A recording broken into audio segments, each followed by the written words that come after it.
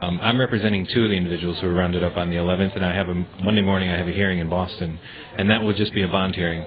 The question is, immigration, the deportation branch, is telling us that they have no beds in New England for these 11 men, so they're saying it's inevitable within a week they're going to be transferred out west.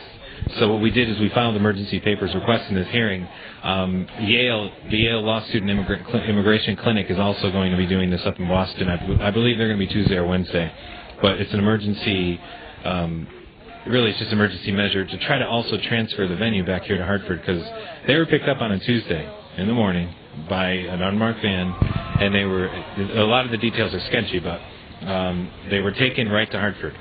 From Hartford, they were barely processed before they were immediately shipped up to Boston, which is outside of this jurisdiction, away from the families and away from their lawyers, too, which they didn't have yet at the time. And there are reports, unconfirmed, that they were not allowed to have access to a phone. But that's not confirmed, but it would make a lot of sense because they've been waiting for, the families I've talked to have been waiting for phone calls. So, as to everyone's chances, I can't answer that question, but I hope that summary gives you an idea of the basic approach is going to be, we'll try to get people back. The way immigration laws are is if someone has entered the country without papers, entered without inspection it's called, it's very difficult for them to have any type, once they're in removal proceedings, have any real type of defense. And then, like I said, every case is different. If anybody had seen, Mayor Boughton the other day had said in the paper that he believes there will be an increased presence of federal activity in Danbury.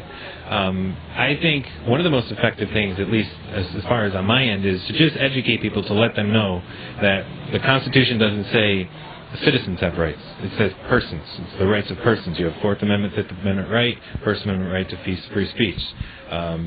Illegal searches and seizures applies to anyone. It doesn't matter if you're a citizen or not. If you're in the United States, it applies, as it should apply in Guantanamo as well.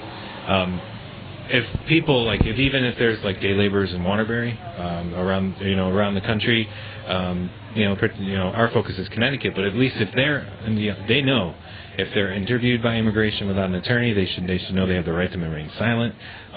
If they're taken somewhere, they should know that they have a right to make a phone call to their family to find an attorney. These rights are very important. They're essential in this process. All right. Well, thank you very much for your information. I do appreciate your time. Okay. Thanks. Thanks for being here.